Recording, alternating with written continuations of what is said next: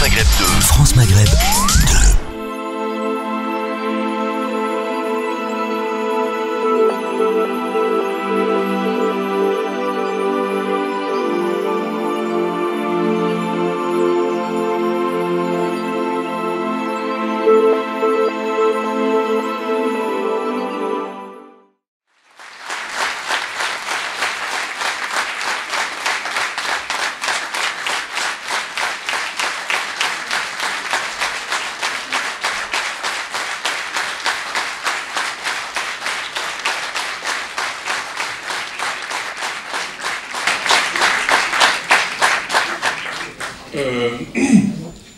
Barakallahu fik. Ça fait 10 minutes que je réfléchis, je dis Barakallahu fik. Ce qui en substance est à peu près la phrase la plus bienveillante qu'un musulman puisse dire à qui que ce soit. C'était pas facile de donner envie de république dans ce contexte. Non, moi, bravo, j'ai envie d'écouter. Alors même si c'est que des mots, c'est vrai, et ben c'est toujours ça de prix et ça fait bien plaisir. Merci, monsieur Plenel.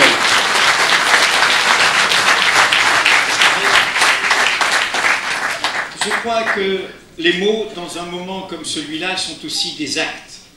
Se parler, c'est un acte. Dire ce que je dis, c'est un acte. Et c'est bien pour cela que le fait d'avoir fait ce livre et dire cela vous a touché. Il faut dire, il faut énoncer, il faut faire ce chemin. Et ces mots deviendront des actes. Je pense que vous trouverez dans les textes religieux des phrases qui rejoindront ça. Les mots peuvent être des actes.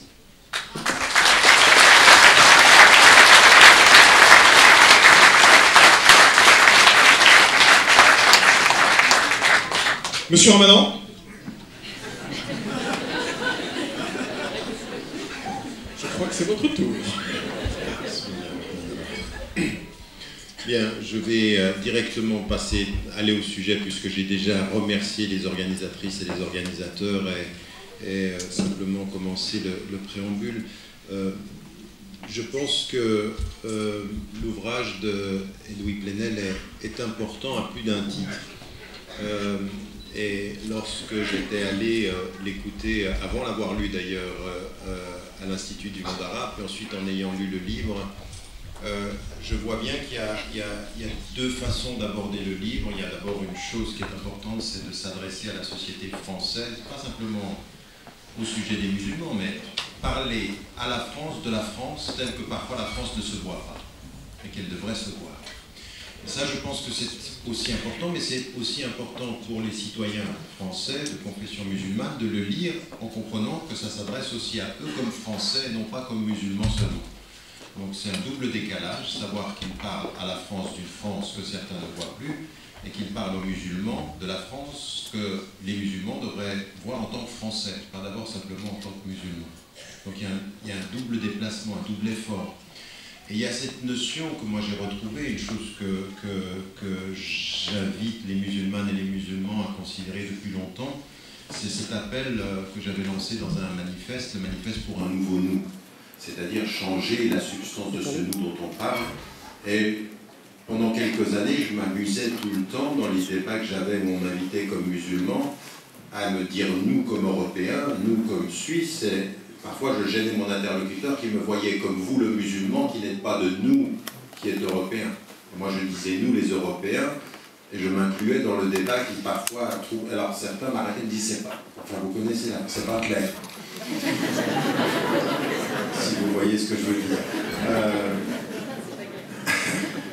Quand c'est extrêmement clair, mais ceci n'est pas simplement une formule, et je crois que ce que vient de dire Edoui Plenel concernant les mots qui sont des actes, nous le savons ceci. Tout ce qui vient des traditions révélées et qui dit que, vous savez, dans la tradition chrétienne, Dieu est vert. Dans la tradition musulmane, cette révélation, c'est que les mots sont des actes dans l'histoire, c'est-à-dire que vraiment c'est essentiel pour nous. Ce ne sont pas des mots que l'on conçoit comme des mots, mais ce sont des interventions dans une histoire humaine, et nous devons, avec l'intelligence et le cœur humain, faire que ces mots se transforment en actes, et c'est finalement ça la foi.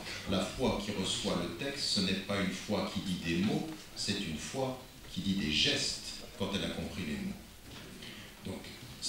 c'est ça qui est important pour nous, dans notre compréhension des choses. Et c'est pourquoi le discours humain est fondamental de ce point de vue-là. Et donc quand on dit nous, c'est une dimension à construire.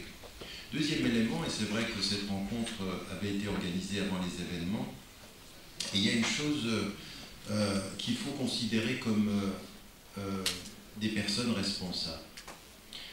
Alors moi j'ai entendu, et j'ai beaucoup entendu plein de choses qui vous savez, c'est pas nouveau cette idée qu'il y a plein de choses par rapport à ces événements qui posent question.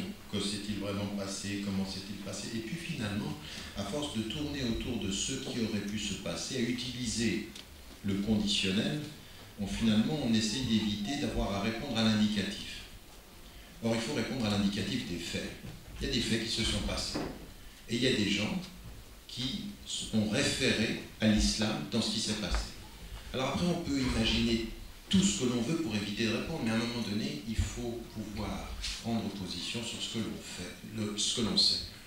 Ça ne veut pas dire qu'on ne pose pas de questions par ailleurs, et j'étais content d'avoir entendu du Plenel dire une chose qui, pour moi, je l'ai demandé déjà à l'époque de 2001, quand j'étais interpellé par le gouvernement américain, c'était de dire « je veux une enquête indépendante qui puisse me rassurer sur les faits. » Parce que ce que vous dites parfois est tellement étrange que c'est une enquête. Et j'ai une enquête indépendante, qu'on n'a jamais eue d'ailleurs. Comme en Angleterre. Au point que le conseiller de Blair, une fois venu à côté de moi, il dit « nous savons que c'est la bonne réponse », comme pour me dire « on est avec vous ». Il pensait que j'allais penser qu'il était avec nous, dans sa façon de gérer les choses. Je ne comprenais même pas pourquoi il voulait me dire ça. Mais la vraie question, elle est celle-ci, c'est-à-dire qu'à un moment donné, on se positionne sur des faits, mais on a le droit de poser des questions sur les faits en disant « allez plus loin, dites-nous vraiment ce qui s'est passé ». Or, moi, il y a clairement aujourd'hui des musulmanes et des musulmans qui sont dans cette posture intellectuelle, qui sont dans cette violence, qui sont dans cette agression. Personne aujourd'hui ne peut nier qu'il y ait, parmi les musulmans, des gens qui ont traduit leur rapport à l'Occident dans un rapport de conflit et de mort. Personne ne peut nier ça. Après, dans les faits, on peut demander plus. Mais maintenant, il faut prendre position. Et c'est à ce moment-là que nous devons expliquer sans avoir à nous excuser. Et cette attitude-là, elle est importante. C'est-à-dire, moi, je ne vais pas passer mon temps à m'excuser, mais nous avons essayé d'expliquer. Et ça veut dire expliquer ce qui s'est passé, prendre des positions. Il y a des musulmanes et des musulmans qui ont un comportement qui est totalement en opposition avec les principes qu'ils disent défendre. Donc il faut prendre position. Il faut expliquer comment on se positionne par rapport à ça. Et donc c'est une première attitude intellectuelle qui est une attitude de responsable. Et ce dont on manque aujourd'hui, on manque de voix en France ou en Europe qui prennent de plus en plus la parole, non pas pour faire plaisir aux interlocuteurs, non pas pour s'excuser de ce qui se passe, mais pour expliquer et prendre position clairement sur les faits. Dire voilà, ça c'est ma position. Et ajouter à cela le fait de refuser qu'on nous assigne à prendre une position qui ne serait pas celle avec laquelle on est en accord, simplement pour prouver qu'on est gentil. À un moment donné, il faut dire je condamne ceci, mais vous ne pouvez pas m'obliger à être d'accord sur votre analyse des faits. Et ça, c'est une attitude qui est très importante, qu'il faut avoir aussi, à mon sens, dans la gestion du temps. Vous savez, en psychologie élémentaire, on sait une chose. Quand vous êtes sous le coup de l'émotion, il y a des choses qui sont inaudibles par le fait de l'émotion. Et moi, ça m'est arrivé là, il y a 7 jours. Je suis interpellé par la télévision suisse, on me pose la question de savoir est-ce que vous êtes Charlie en 2 minutes. Non mais c'est pas drôle. Parce que je condamne, et tout de suite après, moi je ne suis pas Charlie dans le sens où c'était contraire à toute l'histoire que j'avais eue avec ce journal. Mais en fait, ce que j'ai dit à partir de là où j'étais n'était pas audible par rapport à la population de là où elle le recevait. Donc il fallait expliquer. C'est une personne qui m'a dit « J'ai aimé vos interventions sauf celle-ci ». Et j'ai essayé de comprendre, j'ai voulu comprendre pourquoi elle me disait ceci, parce qu'elle me le disait de façon bienveillante. Elle me dit « La charge émotionnelle était telle que ce que vous avez dit ne pouvait être que mal compris. Et donc, plutôt que de penser, vous feriez bien d'essayer de me comprendre, là, vous commencez à vous dire, nous avons la responsabilité de dire des choses qui soient audibles par ceux à qui nous nous adressons. Le temps de l'émotion, c'est pas rien. Et quand, une semaine après les événements des États-Unis, je me suis retrouvé à New York, je me suis retrouvé en face d'une charge émotionnelle qu'on ne pouvait pas nier. Et les gens ne jouaient pas, les gens étaient vraiment sincères dans le trouble. C'est-à-dire qu'il faut vous imaginer qu'à un moment donné, vous êtes en face de ces tours et vous ne savez pas ce qui vous arrive. Et cette charge-là, maintenant, vous l'avez eue aussi en France. Et à un moment donné, il faut savoir porter la nuance, il faut savoir dire les choses dans le temps où elles sont audibles. Nous avons la responsabilité de parler, mais nous avons la responsabilité de nous faire comprendre et donc de savoir à qui nous nous adressons au moment où nous nous adressons. Après, les nuances, elles viennent. C'est-à-dire de pouvoir dire, j'ai une journaliste qui est venue vers moi, elle me dit, moi, par rapport à ça, je dis, je suis Charlie, mais je ne suis pas Charlie Hebdo. Voulant mettre en évidence, ce que veut dire Charlie, c'est le peuple qui est pour la liberté d'expression, mais Charlie Hebdo, ce qu'il faisait de cette liberté-là, je ne suis pas d'accord. Donc elle a apporté une nuance. À nous aussi de savoir dire comment on se positionne par rapport à ça. Parce que si la réactivité émotionnelle pour dire « je ne vais pas me laisser faire par votre injonction, je ne suis pas Charlie », et on le dit de façon aussi agressive qu'il a été dit de façon émotive, ce sont deux émotions qui se confrontent, on n'est pas du tout dans un rapport raisonnable et rationnel. Et moi j'ai vu des jeunes qui en voulaient en découdre sur les mots. « Je ne suis pas Charlie, je vais te montrer qui je suis. » Tu ne montres rien du tout. Et il y en a parmi vous qui sont comme ça, c'est-à-dire qui répondent émotionnellement à ce... Aujourd'hui, la France, elle a besoin de citoyens français qui savent garder leurs émotions et les dire. Il faut pouvoir dire l'amour, il faut pouvoir dire l'empathie. Il faut faire attention à que l'émotion, ça ne se traduise pas en un discours agressif, en un discours d'une émotion qui répond à une autre. Ça, c'est un piège. C'est un piège. Il faut que ce soit raisonnable. Il faut savoir dire l'amour, mais il ne faut pas que l'amour, ça devienne « je vais te montrer qui je suis », si notre amour... Et puis nous, on est ceux qui sont d'origine arabe ici, d'origine arabe, même après 3 générations, il y a quelque chose qui est passé dans notre sang, ça ne s'est pas parti. Et chez certains, plus que chez d'autres, on est des émotifs. Et on a même réussi à coloniser ceux qui, français, se sont convertis parfois à l'islam et ils pensent que pour être musulman, il faut être émotif comme tout le monde.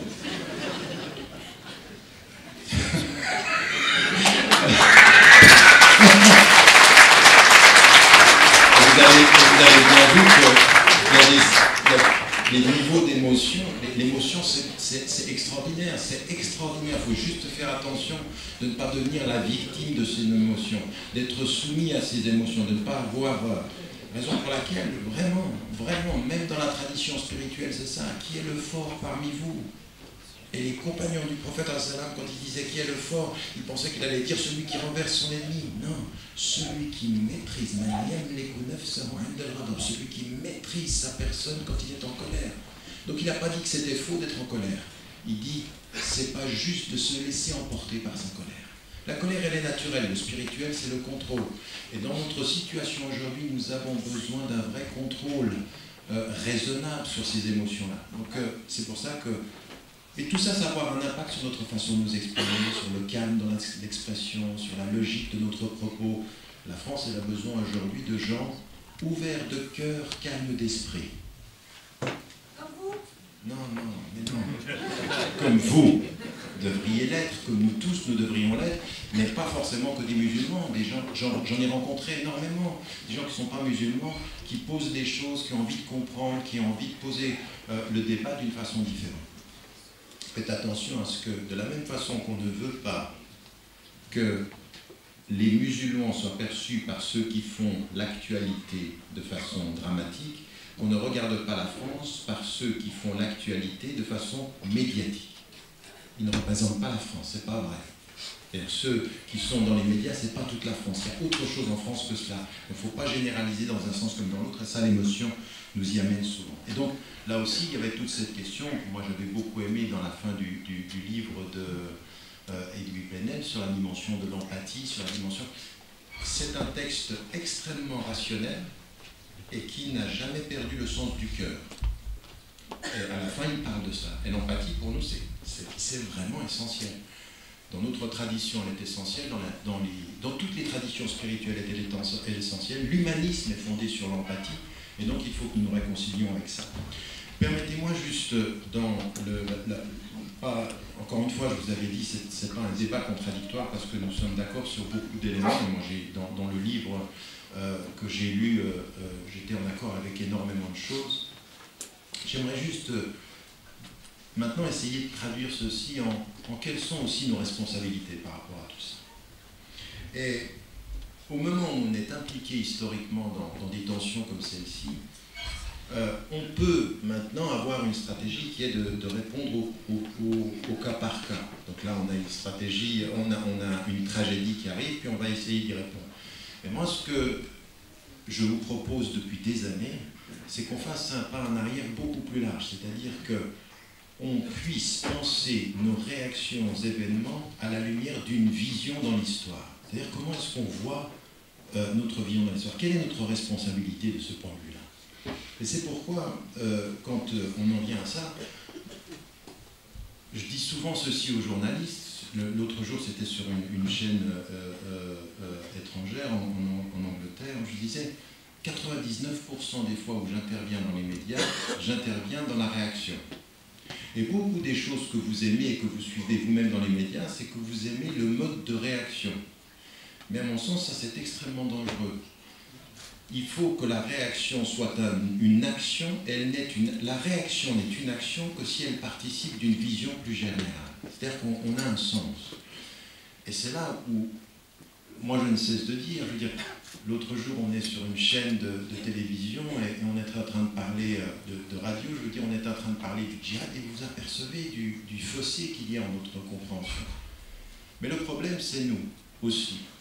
Citoyens français de confession musulmane, qu'est-ce que nous avons, quelle est la profondeur de notre rapport à ce message-là que nous revendiquons parfois comme identité fermée et non pas comme message ouvert?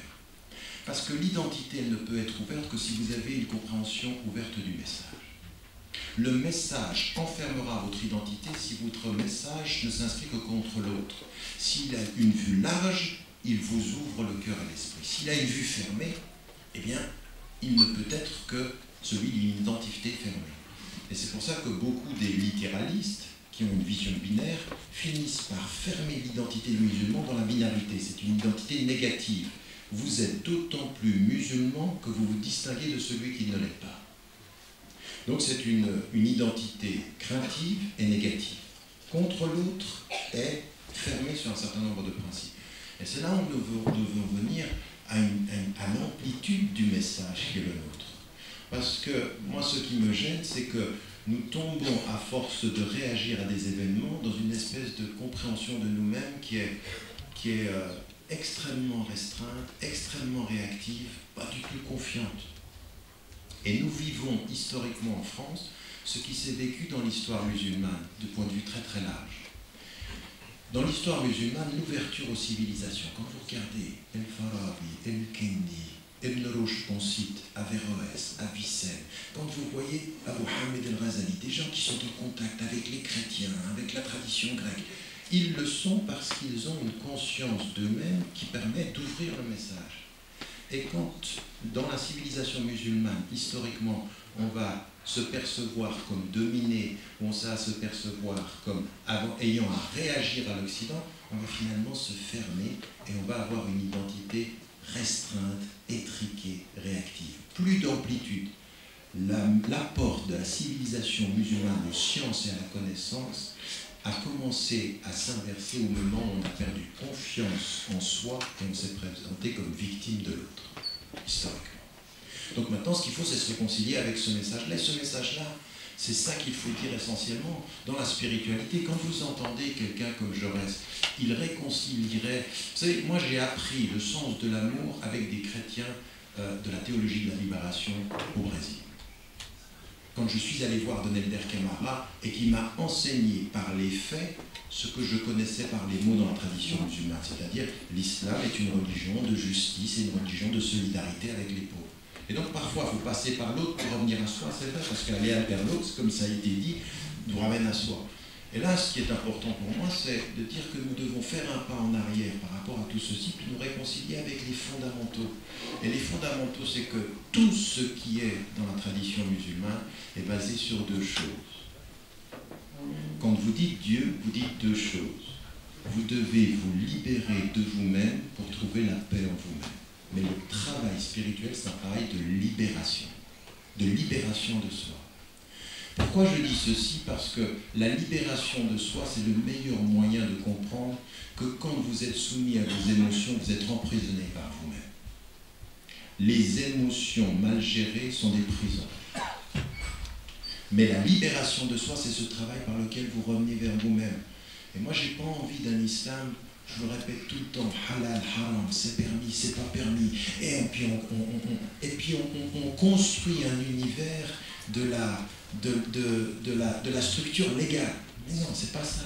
Le légal sans le souffle, c'est un emprisonnement. Le légal avec le souffle, c'est du sens. Si j'ai de la lumière sur ma route, le légal me permet de suivre la route. Mais si je n'ai pas de lumière sur la route, le légal, c'est là où je me cogne. Donc, à partir de ce moment-là, ce processus de libération et de paix, c'est là où il faut se poser la question, il est basé sur quoi? Français de confession musulmane, votre rapport à ce message-là, à cette spiritualité, est basé sur quoi? Et là, il y a des conditions. La première, et ça c'est aussi très très important, c'est une dimension essentielle, parce que implicitement dans tout ce que dit Edoui Plenel et tous ceux qui nous interpellent, ils nous interpellent sur un sens de la responsabilité. Le sens de la responsabilité pour nous, il passe par l'éducation. Il passe par l'acquisition de la connaissance. Et pas l'acquisition de la connaissance uniquement du Coran et de la tradition du prophète. La connaissance veut dire ce qui vous permettra d'être autonome là où vous vivez, au moment où vous vivez. C'est-à-dire, mukallaf, c'est-à-dire autonome. Et la connaissance, ça veut dire, bien entendu, pour référence musulmane, mais la connaissance de la société, la connaissance de ses lois, la connaissance de son histoire. Ça ne sert à rien de dire que vous êtes français de confession musulmane si vous n'avez pas compris que pour être français de confession musulmane, vous devez connaître l'histoire de France. Vous devez connaître les auteurs. Vous devez connaître... Et c'est ça qui est le plus important. Quand certains viennent vers moi et me disent « Tu leur parles comme ça, tu leur parles bien », mais parce que je suis de cette culture. Je suis français de culture. C'est-à-dire qu'à un moment donné, je n'ai disqualifié personne dans ma quête de connaissance. Même le pire m'a enseigné le meilleur. Même celui qui a dit « Dieu est mort », je l'ai lu pour comprendre qu'est-ce qu'il voulait me dire. Et Nietzsche qui a dit « Dieu est mort » m'a enseigné à savoir « Dieu est » et il est vivant. Même lui. Non, on n'est pas dans un meeting politique, on essaie de comprendre nos responsabilités. Et ça, c'est très important. C'est très important, pourquoi? Parce qu'on ne peut pas continuer, quel que soit ce qui se passe dans les cités, quelles que soient les situations des écoles, à un moment donné, il faut célébrer l'éducation. Il faut quand même qu'on se rende compte qu'il y a des opportunités en Occident qu'on n'a pas en Afrique, dans l'acquisition potentielle de la connaissance, dans les écoles. Ça, c'est déterminant. Devenir un sujet, c'est acquérir de la connaissance. Et la connaissance, comme je l'ai dit, de nos références, comme de la société, comme des gens qui sont autour de nous. C'est la condition de la libération. L'ignorance est une prison, la libération passe par l'acquisition de la connaissance. Et ça, il faut qu'on le dise, et chacun d'entre nous, et encore une fois, il n'y en a pas un dans cette salle qui peut penser qu'il a acquis on est tous des étudiants de ce point de vue-là, on est tous en... Mais ça, il faut qu'on le dise, parce que c'est ceci qui est important, c'est cette acquisition de la connaissance qui nous fait devenir des sujets, et sur lesquels on doit... L'autre chose qui est importante, c'est que l'acquisition de la connaissance, c'est pas pour simplement obtenir des titres. Il y a une autre chose qui est la démarche de la... Vous savez, une démarche qui est très très importante pour nous, elle est liée à la spiritualité, elle est liée à la collectivité. Comment vous atteignez la paix personnelle, intime et la paix sociale? Il y a des conditions à la paix. Et l'une des conditions essentielles de la paix, bien entendu, c'est l'acquisition de la connaissance, mais il y en a une autre, elle vient d'être citée tout à l'heure, c'est la justice. Si vous êtes injuste avec votre cœur, vous ne serez pas en paix. Si vous êtes injuste avec votre intelligence, vous ne serez pas en paix. Si vous êtes injuste avec votre corps, vous ne serez pas en paix. Négligez votre corps, vous ne serez pas en paix. Raison pour laquelle toutes les spiritualités vous disent qu'il faut être juste avec toutes les dimensions. Dès le début et de l'origine, Allahumma zalamna anfusana. Nous avons été injustes à notre propre égard. Et donc cette notion de justice, elle est capitale. Aujourd'hui, quelle est la valeur ajoutée des Français de confession musulmane à l'établissement de la justice dans ce pays. Pas dans la plainte qui consiste à dire qu'on nous traite mal, mais dans la construction et dans l'engagement qui dit on veut que ce soit meilleur. Bien entendu que ceux qui sont les agents du bien dans la société, ce sont ceux qui viennent, qui voient comment est la société, et ils ne se plaignent pas de ce qu'elle ne fut pas ou de ce qu'elle est, ils sont engagés à ce qu'elle devrait être. Votre présence, c'est la valeur ajoutée, la dimension de la justice. Et ça, c'est pourquoi? C'est pour aller pour la paix sociale. Et moi, ce que j'arrête pas de dire, je le disais, mais à l'époque, on parlait du foulard, on dit, mais arrêtez de nous parler du détail qui nous fait perdre l'essentiel. Il n'y aura pas de paix sociale en France s'il n'y a pas de justice sociale dans les banlieues, s'il n'y a pas d'école qu'on arrête le système d'écoles à géométrie variable et à 2 vitesses. Mais ça, on le sait tous, et donc de ce point de vue-là, il faut faire ce travail de justice. Il faut faire ce travail qui est... Mais attention, pas la justice comme ultime finalité, mais la justice comme condition du vivre ensemble, comme condition de la dignité. Et ça, c'est aussi une démarche qui est importante. Ça veut dire aussi par rapport à la question de la pauvreté, ça veut dire aussi par rapport à la question de la marginalité. Moi, je ne comprends pas que les musulmanes et les musulmans, les Français de confession musulmane, vous ne soyez pas engagés beaucoup plus sur les vraies questions je ne sais pas, de la justice sociale, mais encore une fois, pas de la solidarité, de la lutte contre la pauvreté. Il y a des gens dans ce pays qui meurent de froid en hiver. Et donc, à partir d'un certain moment, il faut qu'on soit porteur de ça. Et ça, c'est porter une valeur de principe qui ne soit pas simplement liée au débat sur l'islam. Je reconnais un citoyen de confession musulmane à sa capacité de parler de tout sans parler d'islam. C'est étonnant, non? Un jour, je disais à quelqu'un, il faut parler de Dieu sans en parler. J'ai rien compris. C'est un problème. Parce que ça veut dire que cet engagement-là, il ne s'affiche pas tout le temps. Ce sont des principes, ce sont des mots, ce sont des principes qui doivent se... Et là, l'autre chose aussi qui a été mise en évidence sur la solidarité. Je veux dire, c'est quand même incroyable qu'on est au IVe siècle. Quelqu'un qui lit « La yu'minu ahadukum hatta yuhibba li akhihi ma yuhibbuhu li nafsihi » il n'a pas atteint la plénitude de la foi, celui qui n'aime pas pour son frère, ce qu'il aime pour lui-même, en disant son frère, c'est son frère en humanité, pas son frère en islam, pour qu'en 2015, on ait des gens qui comprennent ça complètement à l'envers en disant mon frère, c'est uniquement mon frère en islam. Je veux dire, on est dans un état de régression. Parce que celui qui disait à l'époque où il le dit, c'est l'humanité, il le dit avec la confiance de celui qui connaît ses principes. Et celui qui le répète aujourd'hui, il le dit avec la crainte de celui qui cherche ses frères dans sa communauté, loin des autres. Donc, le meilleur d'entre vous, c'est celui qui est le plus utile à l'humanité. Ça veut dire qui sait dire nous, les humains, pas nous, les musulmans, contre tous les autres. C'est une communauté de foi au service de l'humanité des hommes. Ce n'est pas une communauté de foi contre toutes les autres foi. Ça, ce sont des discours qui sont... Mais ça, vous comprenez bien qu'il faut avoir une vision, parce que moi, je veux bien qu'ensuite on se tourne vers la citoyenneté. Mais si on n'a pas compris cette vision large au départ, le reste, ce ne sont que des mots. C'est pour ça que je vois parfois des jeunes qui, comme ils ne comprennent pas cette vision en amont, ils vont me prendre sur le halal d'un élément, d'un petit texte, en disant le texte dit ça, mais ils n'ont pas la vision générale. Et donc on est perdu si on ne revient pas à ça. La notion de la libération quant à soi, qui est basée sur l'éducation, qui est basée sur la justice, qui est basée sur la solidarité. Et vous savez, tout ça, ça s'appelle comment? Dans notre tradition, ça s'appelle la spiritualité active, la spiritualité visible. La spiritualité qui se voit dans nos gestes et dans notre présence. C'est ça la spiritualité. La spiritualité, c'est pas que de prier pendant la nuit. Le prophète, il prie pendant la nuit, c'est parce qu'il va être un acteur le jour. C'est quelqu'un qui prie la nuit parce que le jour, il change le monde. C'est pas il dort, comme certains font pendant le ramadan. Il change rien du tout. Il dort. Il dit, j'ai prié toute la nuit. Ben, c'est un problème. C'est vrai, c'est un problème, c'est-à-dire cette idée que je me suis battu contre mon sommeil, oui, mais juste le temps de la nuit. Ouais, mais là, je ne rigole pas. C'est vraiment une compréhension de notre rôle au monde, et ça va se traduire. Pourquoi je dis ceci? Parce que moi, mon problème aujourd'hui avec les citoyens français de confession musulmane, comme avec les citoyens européens, les occidentaux, même avec les musulmans que je rencontre dans le monde majoritairement musulman, mon problème, c'est cette vision générale. Là, c'est en haut que ça se passe, c'est pas dans le détail. Je ne conçois le problème de la conséquence parce que je vois le problème de la cause. Et la cause, c'est cette compréhension. Et je terminerai simplement par dire une chose qui rejoint. Donc là, maintenant, tout ceci, c'est ce sur quoi on doit travailler, à s'éduquer par rapport à ça et à travailler. Et ça m'amène à dire, dans ma conclusion, que tout ceci va se traduire comment ? Ceci doit se traduire dans notre compréhension du texte par une vraie conscience critique. Et c'est pour ça que ma première réaction quand je lisais le texte d'Émile Denez, c'était de dire il faut qu'on fasse attention en lisant ce texte, que ce ne soit pas un message d'empathie à l'endroit des musulmans qui les conforte dans leur position de victime qui trouve un ami. Parce que nous, on est des champions. Dès qu'il y a quelqu'un qui dit quelque chose de bien sur l'islam, il dit il est converti ou c'est pour quand? Non, et ça prouve bien le problème, ça prouve vraiment le problème. Ça prouve vraiment où on en est, On cherche des gentils. Où il est celui qui est gentil? Ça veut dire qu'on a le cœur blessé.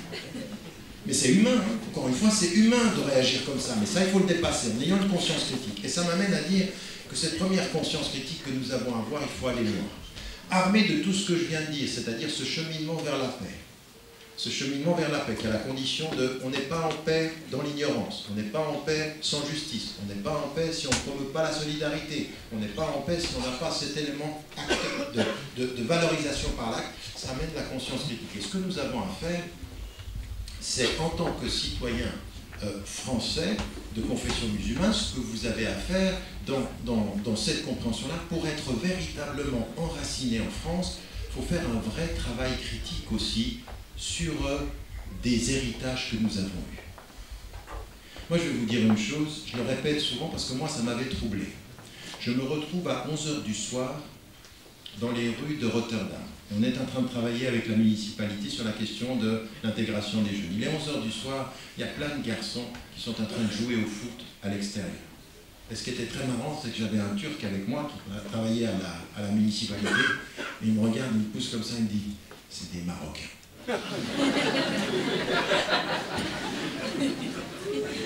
Comme vous êtes majoritairement algérien d'origine, non, toujours le dit. Qu'est-ce qu'il voulait me dire? Qu'est-ce qu'il voulait me dire? Il voulait me dire qu'il y avait un problème. Et ensuite, j'ai commencé à faire un travail sur les... Et je peux vous dire des choses que c'est vrai qu'une personne qui travaille à la municipalité m'a dit « je ne peux pas dire ça aux gens parce que si je dis ça, ils vont le percevoir comme raciste ». Elle me disait une chose qui était tout à fait particulière, c'est le côté culturel de notre rapport à la famille. Et elle disait « les filles ne sortent pas, les garçons sortent, et il y a un rapport tout à fait particulier entre le garçon et la maman. Et qui fait que la maman donnait plus de liberté aux garçons et tenait beaucoup plus les vies. La conséquence historique de ça, tout pays confondu, les statistiques le confirment, c'est que les filles sont beaucoup plus formées que les garçons aujourd'hui parce qu'elles ont été tenues, et que les garçons, et qu'en fait le vrai problème qui va se poser dans peu d'années et qui se pose déjà devant nous, c'est pas la question de la femme parmi les musulmans, contrairement à ce qu'on entend, c'est la question de l'homme. C'est la question de l'homme. Mais ce que je voulais dire là-dedans, c'est qu'on vient avec un passif culturel, et ça se traduit par des attitudes culturelles qu'il faut remettre en cause. Il faut avoir le courage critique de se poser la question de savoir, dans notre passif culturel, ce qu'il y a à prendre et ce qu'il y a à critiquer. Et par rapport à ceux qui se convertissent à l'islam, d'avoir un vrai débat sur nos appartenances culturelles, parce qu'ils ont quelque chose à apporter à la communauté qu'on leur nie.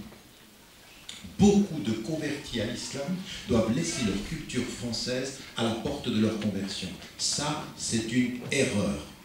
D'abord, sur le plan de notre religion, et d'autre part, sur le plan de notre enracinement dans la société. Il n'y a rien à laisser de la culture française que ce qui, du point de vue des principes, s'oppose à ce à quoi nous croyons. C'est-à-dire que quand on était dans la culture française et qu'on boit de l'alcool et ben ça on le laisse parce que dans la foi on arrête ça. Mais il y a des choses de la culture française qui doivent enraciner, qui doivent enrichir notre appartenance à la France. Un converti ou une convertie est une valeur ajoutée si elle comprend cette ouverture-là, et non pas qu'on en vienne à une vision étriquée, parce que ce qu'on est en train de voir aujourd'hui, c'est que les convertis sont en train, certains des convertis sont en train d'entrer par la voie de la restriction légale. restriction légale, et donc par opposition. Donc on a un vrai travail à faire sur la critique culturelle ici. Et par exemple, par rapport à la question patriarcale, par rapport à la question de notre structure, et on n'en est pas sorti après 4 générations, on est encore dans ce débat-là. Il faut faire ce travail-là. Il faut un rapport critique à nos références. Deuxième élément, il faut un rapport critique à nos textes. Il faut que vous arrêtiez de répéter ce qu'on vous a dit sur l'islam et que vous n'avez pas véritablement vérifié. Quand nous avons des textes qu'on répète et qu'on dit des choses, je veux dire, mais il y en a certains qui vont très très vite sur des questions mais essentielles, sur la question du fait de changer de religion, sur la question de l'avortement, ils sont là à vous dire halal, haram, ils n'ont rien étudié. Il y a beaucoup plus d'opinions que ceci. Il y a beaucoup plus de choses. Et donc, de ce point de vue-là, il faut qu'on fasse un travail par notre questionnement. On ne peut pas être solide dans notre foi simplement parce qu'on répète ce qui a été dit pendant des années de façon sans avoir étudié. Et d'autant plus, vous, en France, vous avez accès à l'étude. Donc, il faut faire un travail sur vos références. Il faut devenir solide un peu sur ces références-là. Et surtout, qu'est-ce que c'est être solide sur ces références-là? C'est avoir le courage de dire « je ne suis pas sûr de l'opinion » plutôt que de répéter la majorité des opinions. Ça aussi, c'est important. C'est-à-dire d'avoir ce rapport critique par rapport à ça. Pourquoi je dis cela?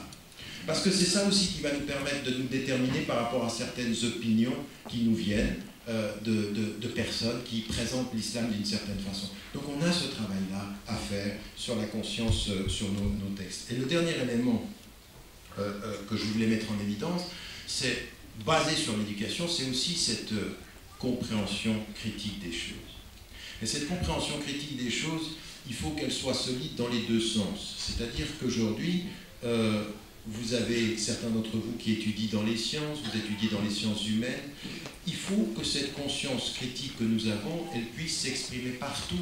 C'est-à-dire questionner aujourd'hui à l'intérieur même en France. C'est pour ça que c'est avec tout cet appareil-là, cette façon de se positionner dans le débat en France, qu'on va sortir simplement du fait de vouloir faire plaisir aux gens, mais aussi de savoir être critique par rapport à vos autorités politiques. La loyauté en France, le fait d'être républicain en France, ça n'est pas de se soumettre aux injonctions d'un gouvernement. C'est au nom des valeurs de la République de juger les actes d'un gouvernement, c'est le contraire. Parce qu'on est assigné à dire, si vous êtes républicain, vous devez être d'accord avec nous. Non, c'est parce que je suis républicain que je ne suis pas d'accord avec vous, monsieur Valls. C'est parce que je suis républicain que je ne peux pas être d'accord avec vous, monsieur Sarkozy. Ou même monsieur Hollande. C'est un rapport critique, mais un rapport critique constructif, pas de la victime qui dit que l'État a tort tout le temps, mais du citoyen qui interpelle l'État pour qu'il soit cohérent le plus souvent. C'est cette attitude-là qui est la nôtre, mais ça demande une conscience critique par rapport à l'environnement. Et vous savez ce que ça veut dire, ça? Ça veut dire qu'il faut que vous arrêtiez d'être présent dans le débat public uniquement quand on parle d'islam. Ça veut dire qu'il faut être impliqué dans les questions d'éducation, dans les questions de société, dans les questions d'emploi, dans les questions... Toutes ces questions-là vous concernent, ou alors vous n'êtes pas français, ou vous êtes simplement français de temps en temps. Je veux dire, si chaque fois qu'on vous interpelle sur l'islam, vous dites que vous êtes français, mais qu'entre deux controverses, on ne voit rien du fait d'être français, ça ne peut pas le faire, ça ne peut pas être la réponse. Donc ça veut dire qu'il faut être présent, cette conscience critique, elle est dans les deux. Et ça veut dire aussi d'avoir le courage de ne pas vous soumettre à l'injonction communautaire. Vous savez ce que ça veut dire? Ne pas avoir le courage de regarder sa communauté en face. Et de dire à des moments donnés, vous savez, vous avez entendu ce que le prophète a dit, aide ton frère qu'il soit juste ou injuste. Comment est-ce que j'aide mon frère quand il est injuste? Je lui fais arrêter son injustice. Et quand en France aujourd'hui il y a des mouvements ou des attitudes communautaires, se libérer de l'injonction communautaire, c'est aussi pouvoir dire à la communauté ou à certains dans la communauté, je ne suis pas d'accord avec ce que vous faites.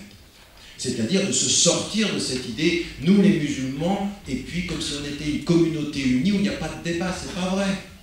Donc il faut aussi faire ce travail-là. Il faut aussi avoir la capacité de pouvoir être critique à l'intérieur. Donc critique à l'intérieur de sa communauté de foi et critique à l'intérieur de sa communauté sociale et sa communauté politique. Et tout ça, tous ces éléments-là, entre ce que j'ai dit au départ comme chemin qui mène à une paix basée sur éducation, justice, solidarité, et puis là la conscience critique, eh bien tout ceci sans perdre de vue, et c'est pour ça que j'en arrive à la conclusion qui avait été celle d'Edoui Plenel, sans perdre de vue le cœur, sans perdre de vue la fraternité, sans perdre de vue que vous pouvez avoir le plus bel esprit, mais si cet esprit n'est pas là pour servir l'humanité, vous vous êtes trompé de citoyenneté, de message. Il y a deux choses qui sont communes au fait de bien avoir compris la spiritualité et la citoyenneté. La première, c'est vos responsabilités sont aussi importantes que vos droits, et que quand vous êtes un individu, vous êtes dans la solidarité de la collectivité. Ces deux dimensions-là font de la citoyenneté, de la spiritualité, des éléments complètement complémentaires. Complètement complémentaires. Et quand on a compris ça, alors on change de perspective, on devient des vrais sujets. Et ce que je vous ai toujours dit, ne soyez pas les objets de la perception d'autrui, soyez les sujets de votre histoire. Et ça veut dire de se comprendre dans cette démarche de construction. Je vous remercie.